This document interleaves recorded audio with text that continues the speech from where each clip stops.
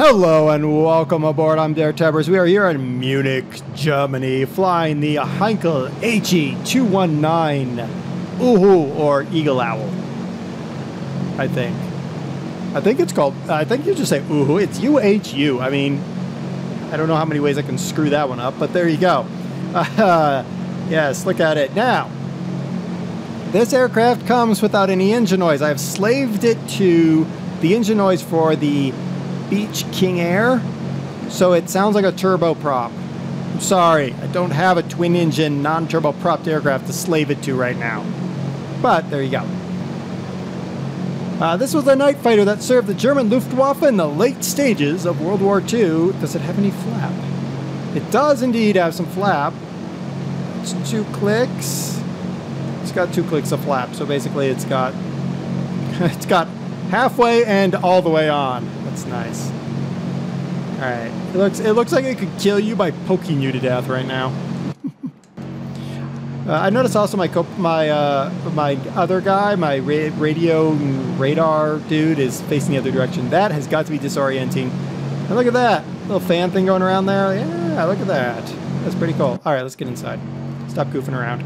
Inside looks nice, actually, pretty darn nice. Let's get on out of here. Let's get on out of Munich.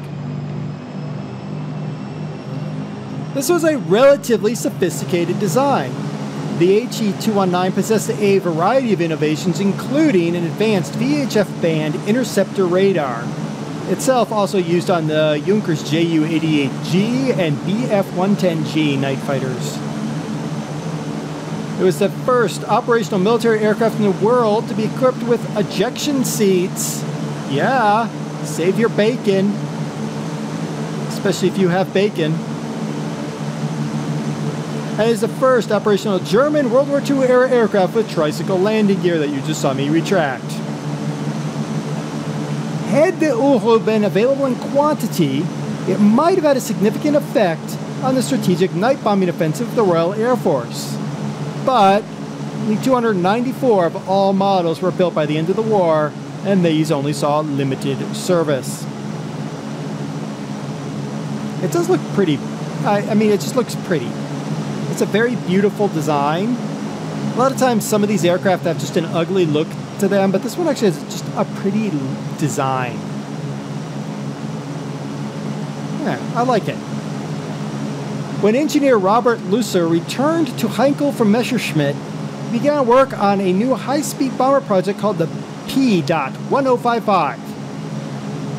It was an advanced design with a pressurized cockpit, twin ejection seats, tricycle landing gear, and remote-controlled defensive gun turrets.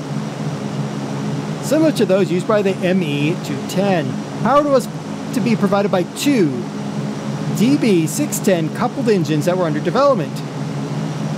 The engines weighed about 1.5 tons apiece, just the engines, and produced 2,200 kilowatts, which is 2,950 horsepower each.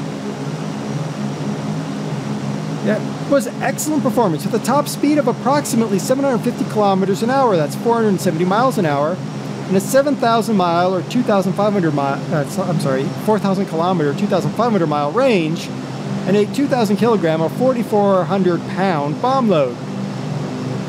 And then August 1940 came and the design was rejected as too risky and complex. Aww, sad panda. Now, about that time, Colonel Joseph, I'm going to completely butcher his last name, Kamhuber, first general of the night fighters, started looking for a dedicated aircraft. I'm going to roll this airplane. Yay, it didn't break. Woo. He started looking for a dedicated aircraft for his rapidly growing night fighter fleet. Heinkel redesigned the P.1055 for this role and called it the P.1060.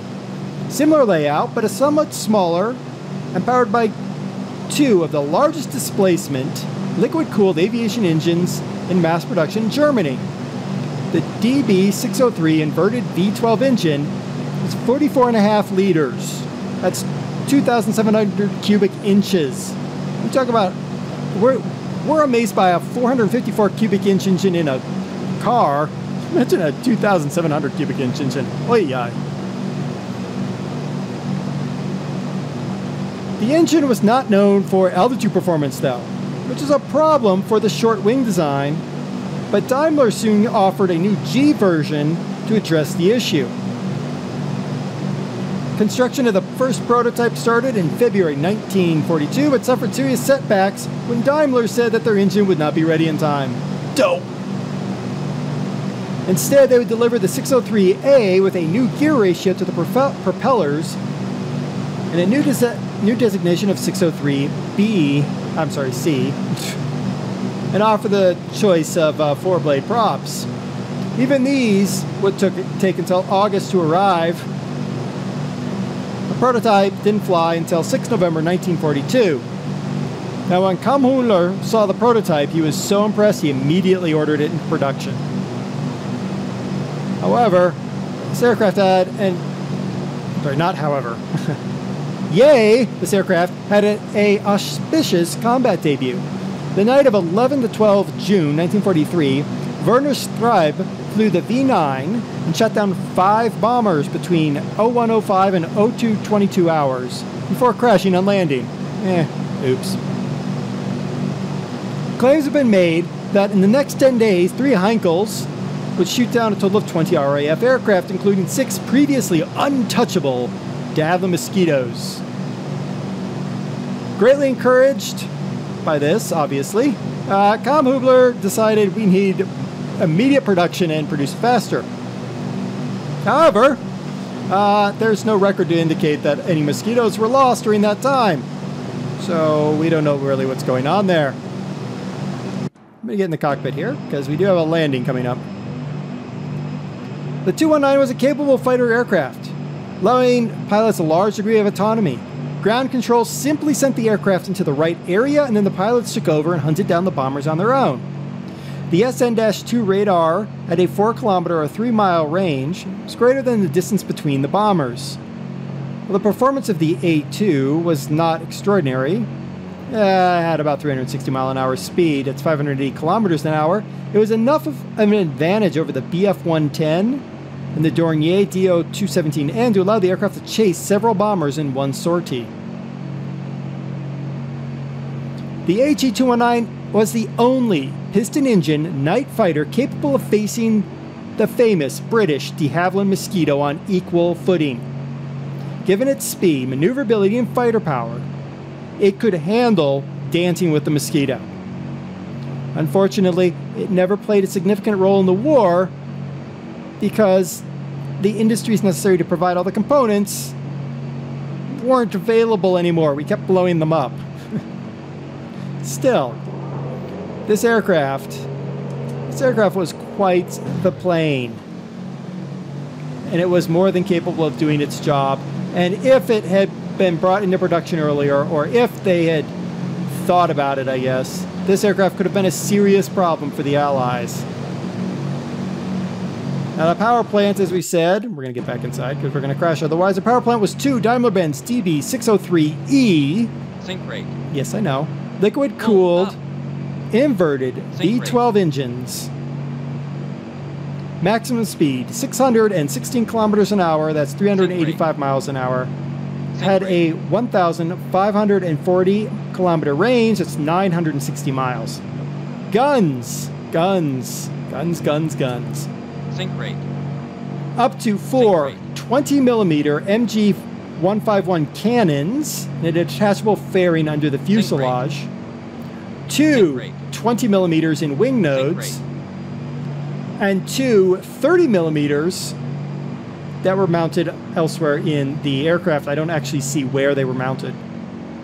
Whoa, woo! Come on. No, don't bounce. Just land. Thank you. I was expecting it to tail drag, so I was like, oh wait, I don't have tail draggers. Ah, there we go. We've made it. Maybe. Stop, you silly plane. Stop! Pump the brakes, pump the brakes, pump the brakes, pump the brakes. There. We have stopped. Look at that. Okay, so there, underneath the belly, you can see where they would have mounted the cannons. Look at that. She would have been a deadly aircraft face down. Shutter down. Cockpit. What opens? Oh, look at that. Oh, and we even get a ladder. Oh, that's so cute. All right. The Heinkel 219. Ooh. I'm sure you guys will correct me on the pronunciation of that one. All right, the link is down below in the description. As always, I've been DerTebbers. This has been your Flight Simulator X plane spotlight of the Heinkel HE219. Ooh, the Night Owl, an aircraft that is very, very interesting, very agile. I will say, when you get it, there will not be any engine noise. You need to know how to slave engine noises. If you don't know how to do that, you'll need to look it up. But once you slave it, I just slaved it to the King Air, I think. All right, guys. Until next time, happy flying, and don't let me catch you if you're flying a mosquito.